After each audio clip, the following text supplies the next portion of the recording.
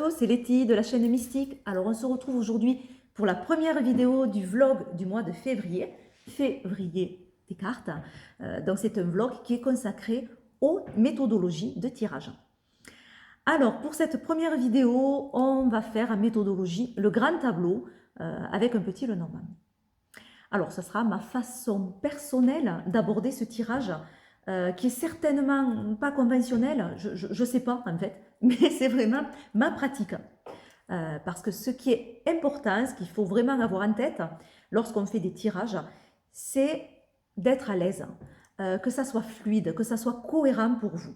N'essayez pas de rentrer dans des cases en vous disant bon ben il y a écrit comme ça, il faut faire comme ça, c'est marqué sur le livre, donc je vais faire comme ça, même si moi ça me parle moins, si je préférerais. Non, n'essayez pas de rentrer à tout prix dans quelque chose qui ne vous correspond pas. L'important, c'est d'être à l'aise et de s'adapter et d'adapter le tirage à soi. Voilà, d'avoir une convention avec son jeu. Et cette convention, elle peut être unique, en fait. Hein. Voilà le plus important pour tous les tirages. Hein. Donc, ce que je vais partager avec vous, c'est ma façon de faire. Il peut y avoir des choses qui vous parlent et vous l'intégrerez à vos pratiques.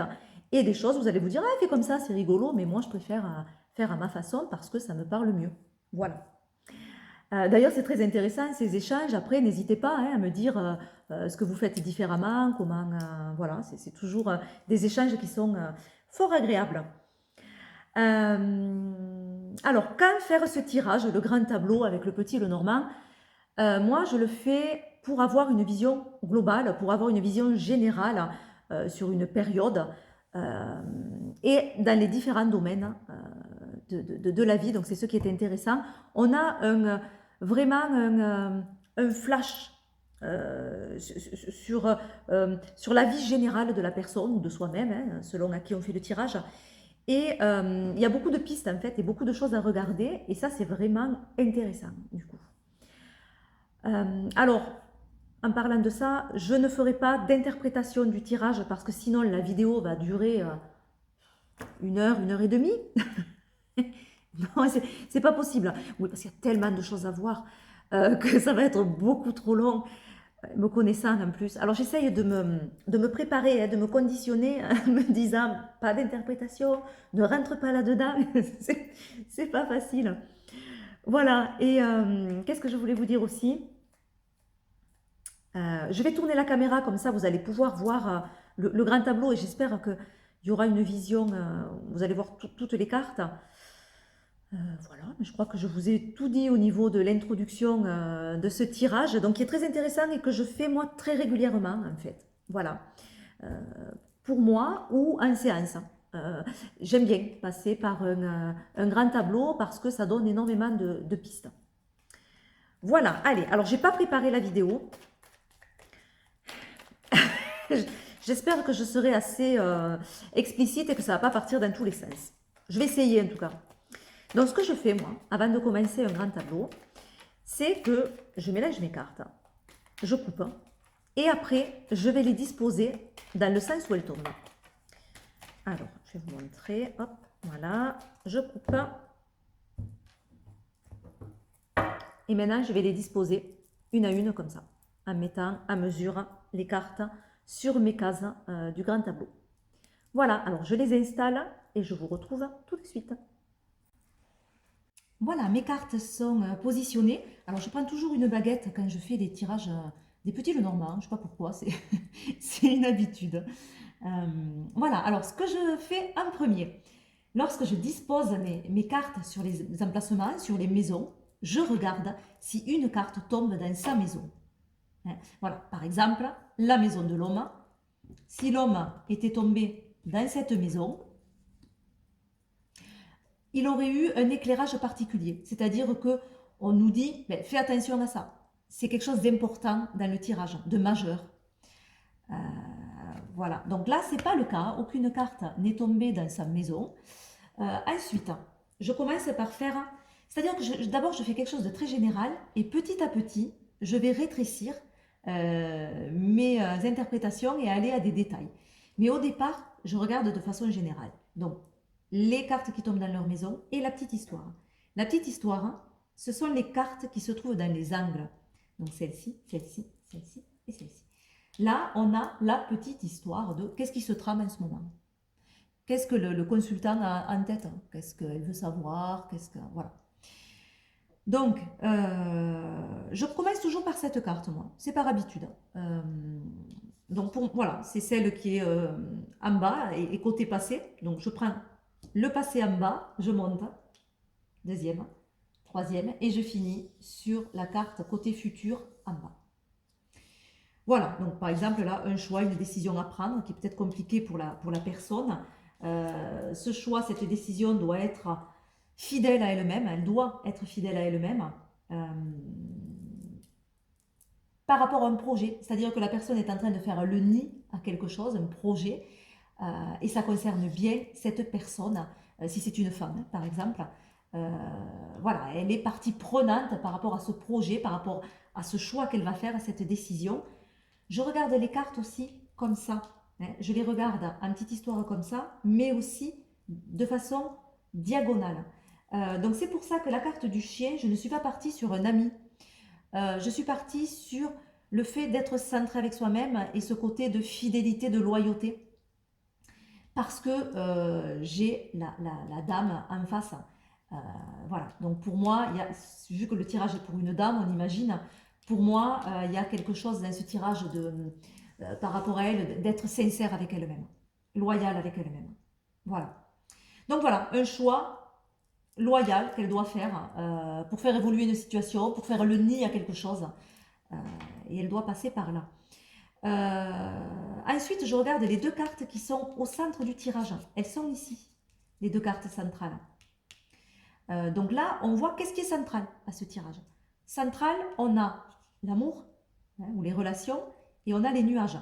Donc, on sent que dans ce tirage, il y a peut-être des questionnements, des soucis, des incertitudes concernant une relation amoureuse, en tout cas relationnelle.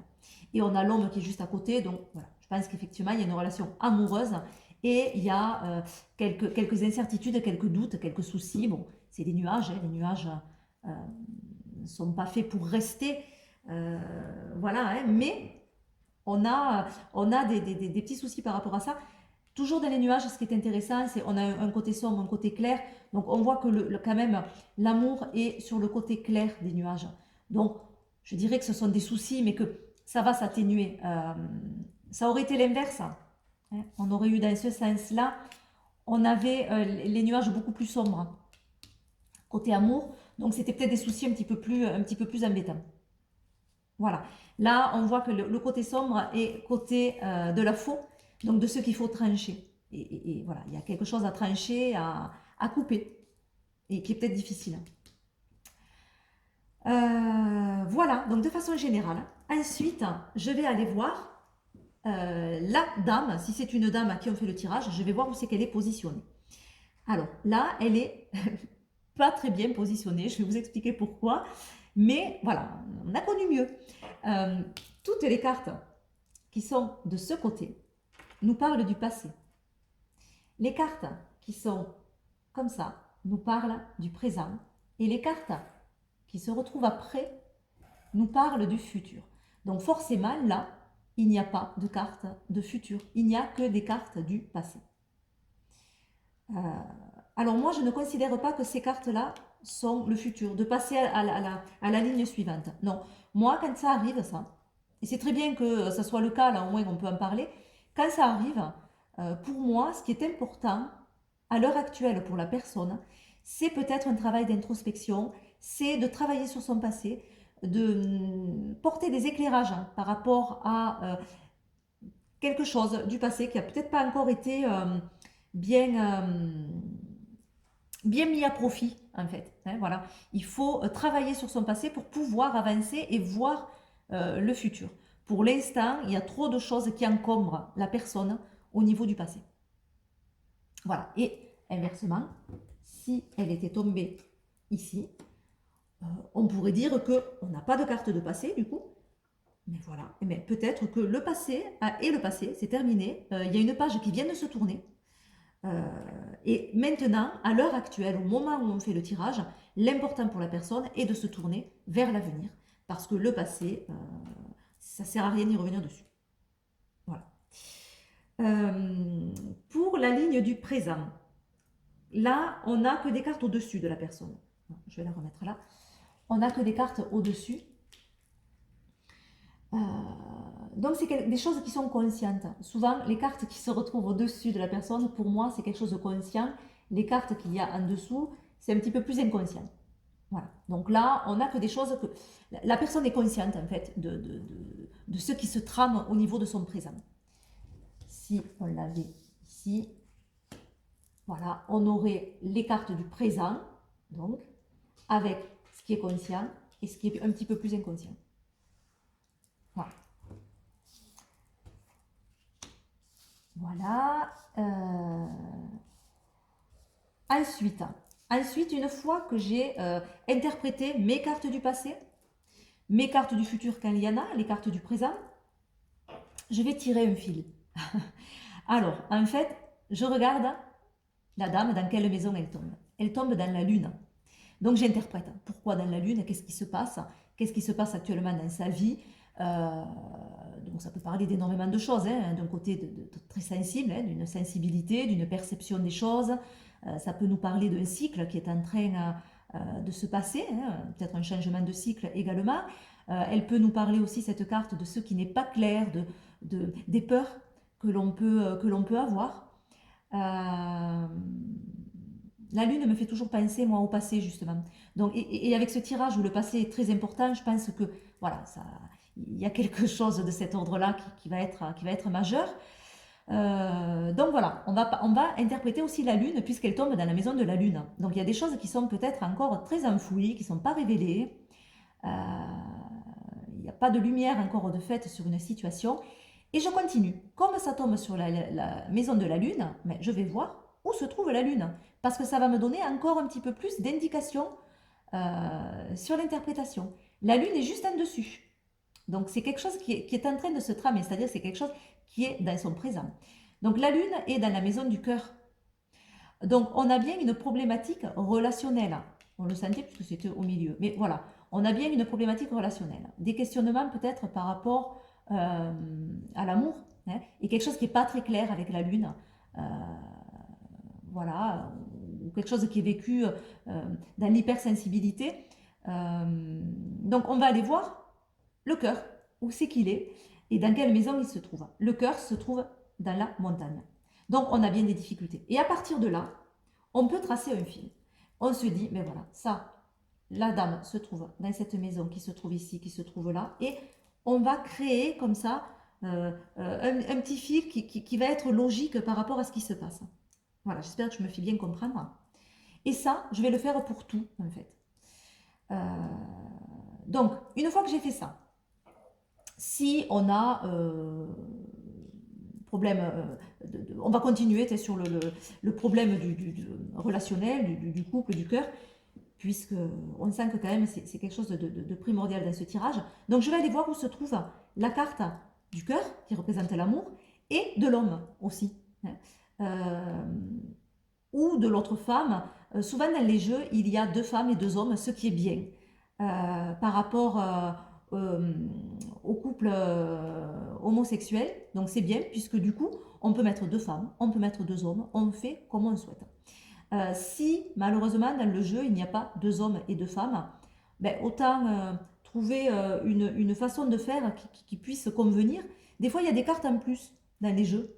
On peut choisir la carte en plus qui représentera l'autre personne, par exemple. Hein, voilà. Donc, je regarde l'amour. Il tombe ici. Et je vais regarder toutes les cartes qui collent à cette carte. C'est-à-dire, là, ça va devenir un tirage en 9 cartes. Puisque toutes vont toucher cette carte de l'amour, soit par les angles, soit par dessous, dessus, ou sur les côtés. Donc, on se retrouve à isoler en 9 cartes l'amour. Et là, quand j'isole en 9 cartes l'amour, eh bien, je continue mon tirage comme un tirage en 9 cartes, avec des cartes qui vont plus résonner au niveau du passé, du présent et du futur. Et voilà, je vais tourner aussi peut-être sur la petite histoire, hein, je vois qu'il y a des soucis, etc. Voilà. Et je vais interpréter toutes ces cartes. Ce qui est intéressant à voir là aussi, c'est que l'homme et la femme se tournent le dos. Hein, ils ne se regardent pas dans le tirage. Donc ça aussi, c'est quelque chose qui va nous parler pour interpréter. Voilà, et pareil, une fois que j'ai interprété mes cartes qui touchent la carte centrale, je vais regarder où tombe l'amour et je vais tirer mon petit fil. L'amour tombe sur la montagne, hein, donc on sent bien qu'il y a des difficultés par rapport à ça. La montagne tombe sur la faux, donc il y a bien quelque chose à trancher, et on l'avait dit déjà dès le départ. Mais voilà, quelque chose à trancher, puisqu'elles sont en lien ces cartes. Voilà. Ensuite, je peux aller voir. Après, je peux interpréter l'homme, hein, si ça, voilà, hein, si ça peut intéresser. Là, je pense que oui, puisqu'on est bien dans quelque chose de relationnel. Donc, pareil, je mets l'homme au centre et je prends les 9 cartes. Hein. J'isole ces 9 cartes et pareil, je fais mon interprétation. Voilà. Et pareil, je vais regarder où tombe l'homme et je vais tirer mon fil. Donc, il tombe sur la carte 22, qui est la carte des chemins. Donc, il y a bien cette décision, elle est bien liée à un homme. Hein. On l'avait d'entrée, ça. On l'a bien en lien avec un homme. Voilà. Et cette décision, elle concerne l'anneau. Elle concerne l'union. Voilà, elles sont ensemble. Voilà, donc, et je fais mon petit lien, mon petit fil conducteur pour analyser ce qui se passe. Ensuite, on peut aller voir, si on le souhaite, si la personne le souhaite, le travail. Alors, ce que je fais pour le travail, si la personne est salariée, est dans une entreprise, elle a un patron, je prends la carte de l'encre. Et ça va être ma carte du travail.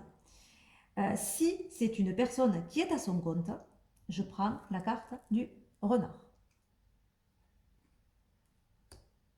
Voilà.